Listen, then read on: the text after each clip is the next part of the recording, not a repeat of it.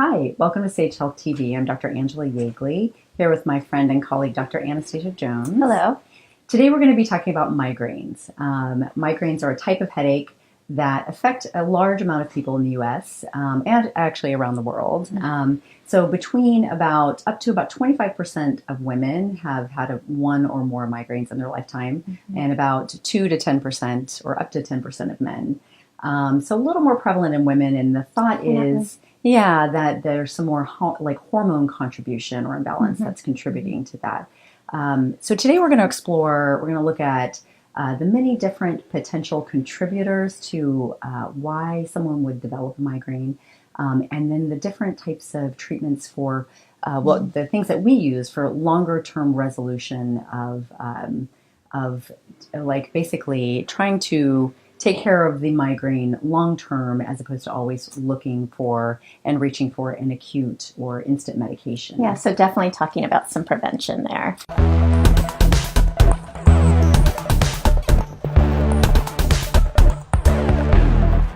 So migraines are something that we both see in the clinic quite a bit. And it's one of those things that this week alone I've seen three women that have had come in with acute migraines.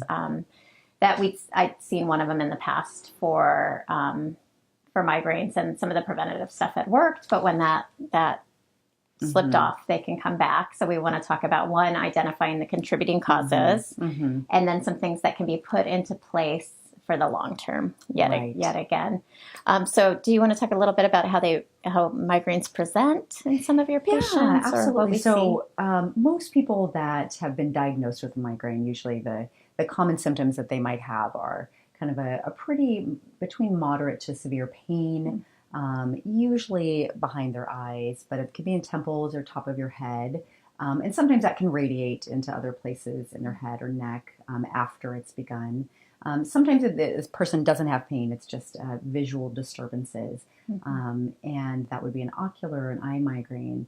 But other things that can come along with that pain are sometimes nausea, vomiting, again, seeing extra, light disturbances, a high sensitivity to light and sounds, and just in general, even smells, just this very heightened, almost like neurological sensations where people just want to be in a very quiet, dark place until it passes. Is commonly how people describe it. And so most people in their traditional treatment will, they'll take a couple days off. They usually lose work time and they have to shut themselves in a room, and then they'll take whatever acute migraine medication, has been given to them by their doctor. But we have some other tricks up our sleeve that we like to do in addition. Not saying that we take people off their migraine medications, but there are some longer term solutions. So I would say, beginning with, there are some top things that we dig a little bit to figure out, what your contributors are. So one of the top things I see as a contributor is potential food allergies. And probably the top ones in the people I've seen over the years, dairy and wheat or gluten are probably some those of are definitely common. Yeah. And I know those get picked on a lot, especially gluten in the more recent years, but it is so pro-inflammatory to some people. And even though someone may not test positive for something like celiac or may not have an identifiable allergy to gluten or wheat, it may be they may have a sensitivity or intolerance, which can be identified on other types of blood tests and may also only be able to be identified by an elimination, which is really the gold standard, ultimately. Right, which means just taking that food out, usually preferably you're very clean, no cheating, for 2 to 3 weeks, and you watch, you journal and you look at how things change over that time. But it can be tested for, those are probably about 85% reliable. Yeah, they definitely are good tests. Yeah, and can lead people in the right direction. So other more common might be like your corn and soy, citrus, nuts, and then wheat and dairy, eggs. And those are the top ones. And those are more food intolerances or sensitivities. But then there are also some very specific foods. That directly trigger migraines. And those are working through a different pathway. So those are things, and maybe you've heard about some of the common migraine triggers can be things like red wine, chocolate. I know I'm listing off Yeah, all these things. the delicious things. Yeah. Chocolate, aged cheeses. There's a few other things. What other? Yeah. My So like the list nuts. is, a lot of the nuts. Yeah, and so those are a different, your body's reacting to them in a different way. So it's not really an intolerance, but it's more of an inflammatory reaction to those foods. Something called tyramines that are high in those foods, and sometimes that can be just enough to trigger off a migraine, or it might be that people have several underlying factors. So there might be, it might be hormonal, and it's just that right time of the month along with those foods. And there can be delayed reaction too. Yeah. So it might not happen right when you're, having those things at a party, but it can show up 24 to 48 hours later. So, that's why a lot of times food journaling or having that longer term of elimination and then sometimes challenge can give you a better idea. Or the testing too. Yeah, and then you brought up that it's more common in women and hormones. Right. Before, Yeah. do you want to talk a little bit about your experience with that, or what you've seen with some patients in relation to hormones? Absolutely, yeah. So, and actually, migraines have a prevalence more in let's say the research says middle aged, but surely there could be women who have hormonal issues that are in their 20s, but you'll see it again with hormone fluctuation when we get into perimenopause and menopause. And, the part that you're looking for, what I see more commonly is like that imbalance of progesterone to estrogen. And we look for that quite a bit in these women. And if that imbalance is there, whenever we correct the imbalance, usually with balancing out the estrogens, sometimes giving some natural progesterone, and the progesterone can be magical, really. I've seen that work great for people. If the pattern fits, once again, you want to look at when are the migraines coming on, what are the qualities of them, and then look at the history of the patient. Does she have irregular periods? Does she have painful periods? Heavy. Oftentimes some other little clues. Although I have had people who really look, for the most part, pretty good. They don't have a lot of concerns around that, but we test them. Their progesterone's low. We give them a little bit, and their migraines clear up. Yeah, while they're on it fairly quickly, usually within a month or two. They sort of start to drop down in frequency and severity, and then get farther and farther apart. And so that there's not always other clues. So the testing can be really, really useful. Absolutely. If that's suspected. And we can always do a trial. And if it doesn't, is not something that somebody has to be on for a long term if it's not working, but usually it's pretty successful. So it's something we at least explore. Then when we're getting into, some interesting research. There's I wouldn't say it's new, but it's definitely becoming more well known, is getting into the genetic nutrient testing. And in this situation, in THFR, which has to do with folate metabolism, and methylation. And there is good research behind like people who are positive MTHFR actually having a higher prevalence of having migraines. Yeah. And they've actually directly linked that in some cases to elevated levels of homocysteine, which I've talked about in another video. And homocysteine is a really, it's often elevated in people who have the MTHFR defect. So it's actually showing that genetic mutation expressed. We can actually measure the homocysteine, but there is a connection between higher levels of homocysteine, which causes vascular inflammation and migraines. So it is another path to really consider. And we were looking at that with people like for so many other conditions, and just kind of routinely checking if that's an issue with people, because it does affect not just, whether or not people get migraines, but their cardiovascular health, their reproductive health, their mood. So it's a good one to check. Yeah, it's fantastic. And so then, we also look for, based on that, there can be some needs there around methylation. That's your Bs, certain amino acids, but then also other nutritional deficiencies that are a problem for migraine people. Yeah.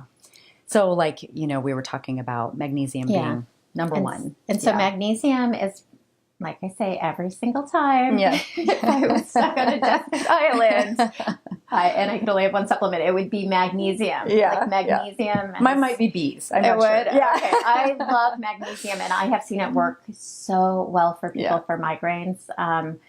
I have used it myself for headaches, and because it's release. If there's anything to do with any kind of tension, and sometimes tension headaches and migraines overlap, it helps to relax the muscular tension, but it also relaxes the smooth muscles in the vessels. Yes. So it's working on two levels. Yeah, and it's awesome for acute migraines. We give it in either Myers cocktails or IVs, or even just straight magnesium pushes. Really simple procedure. Use a little butterfly needle, very short, just over the course of a few minutes, 10 minutes. We administer this, and oftentimes people will have rapid resolution of an acute migraine. And also, if they continue to get magnesium in some form, orally or especially IV for a little while, those will start to diminish. Yeah, it's really incredible. And there's actually a lot of clinical trials on IV magnesium for migraines. A lot of clinical trials that have, where the range of success is between like 80 and 90% of the participants of the trial of just with IV magnesium. And again, as Dr. Anastasia is saying, like a very quick, simple procedure that actually most insurances will cover because, of the clinical studies and the efficacy of it. So it's something that we do, and as you're saying, it's not only about, it's kind of correcting that magnesium deficiency, not only about dealing with the acute migraine, even though it does help that. It's like we see this long-term decrease in the overall occurrence of the migraines over time. It builds up upon itself, which is pretty amazing. As people build their levels. And once again, not to just go to supplements, but having people be aware of how much magnesium are you getting in your diet, and are you absorbing it? Because as a whole, in our culture in the U.S., we tend to have very low magnesium levels, and it's actually one of those nutrients that the RDA is set at a good number. Most of them are set really low. Magnesium set at 400, and they're finding that the average person is getting less than half that through their diet. Partially because people aren't eating foods that are rich in it, and partially because our soil is really depleted in it. So, but looking at, we won't get into all the foods that have it, but it doesn't just, it's something to consider. For sure. And there have been studies about that too, that, people who have migraines actually tend to be more magnesium deficient than an average person. So, have it checked. And then looking at others. So kind of coming back, to B vitamins. So the B vitamins have actually been studied. So niacin, B2. The riboflavin, which is B2, is an important one. And those are thought to, the niacin and the B2 are thought to play into the mitochondrial synthesis of energy. So once again, we're back to another cause. Is there a mitochondrial deficit happening where they aren't getting, the mitochondria are not getting the nutrients they need to be able to detox energy. Or deal with the allergic intolerance or the tyramine exposure or things like that. And they also found that there was some anti-inflammatory activity of both the niacin and the opening up of the vessels, as well as the riboflavin, both. So kind of feeding into the decreasing inflammation in the vessels, which helps the migraine. So then, one thing I think, that covers, there's other things. We really like to optimize minerals with the migraines as well, and check for other imbalances. But another important aspect of, when we're evaluating migraines is structural. And very important. Yes. So I've had people who maybe they respond to the magnesium, they respond to the progesterone, but there's a little part, they're still getting it. And then we check and their upper cervical vertebra are completely rotated. And this is where we work with this, but also we bring in our health partners, such as our amazing chiropractic teams, along with some physical therapists. Like upper cervical physical therapy. We do several procedures in the office, trigger point injections, craniosacral. And it makes sense because if you have anything, we have all of those vessels and all of those nerves that need to go through a very small foramen, a very small area. And if there's any impingements there, and not just vessels and nerves, but also our cerebrospinal fluid, which carries signals. And if there's constrictions there, we're going to have dysfunction, pressure, and that's something that should also be evaluated and addressed in combination. Yeah, absolutely. And especially I've noticed, evaluating whole spine, but upper C1 and C2 probably are the biggest big ones to ones look for at. that, Yeah. so. So I think we've kind of covered all the bases, the basics of things that we look at for migraines. Sometimes we get a little deeper because people sometimes can have chemical reactivity, or there's other stressors or stress-related things that are happening in people's lives that are triggering. And which may mean that they fluctuate. And I just, speaking of stress, what I really, really want to stress is that so many people are living with migraines on a daily basis. They're managing migraines. So they're like, oh, you know, a migraine is a regular daily or weekly thing for them, and they reach for their, I mean, it's so common that every brand of NSAIDs, you know, Excedrin and Advil and whatever, all have a migraine version of it. Which is the same thing with a little caffeine or whatever. But people don't have to live with them. They don't have to be a part of your norm. They can be not just minimized, but really eliminated. And the really success with that is huge. It is huge. And, you know, I also want to say, like, I you know, I'm seeing someone just over years, really amazing. It took time. You know, this person came to me on 6 different medications. And that there were like daytime chronic coverage, there was the acutes, and there was nighttime coverage. And we just had, for her, I mean, she had a little bit, she had some layers there. I mean, we had to go through quite a bit and really, I mean, worked her down over time with working with her neurologist who, you know, prescribed all of this stuff, you know, getting there okay, cutting down the dosing, and we're able to get really amazing success to where now she knows like her exact triggers, and she's like, I know if I like, I'm gonna eat this on purpose because I'm gonna have fun. Enjoy it. Yeah, I'm just gonna enjoy it. Suffer later. That's right. I'm gonna suffer, but at least she can make that decision, which is really great. You know, it doesn't have to be on all of the medications to keep. You know, otherwise she'll have a full-blown migraine every day. Yeah. So thank you so much for joining us. Thanks for joining. If you have, you know, if you have a migraine, or you know somebody that one of your loved ones is suffering with a migraine, we would love to see them. You can reach us at sagemedclinic.com, and we look forward to seeing you next time. Thanks so much. Bye-bye.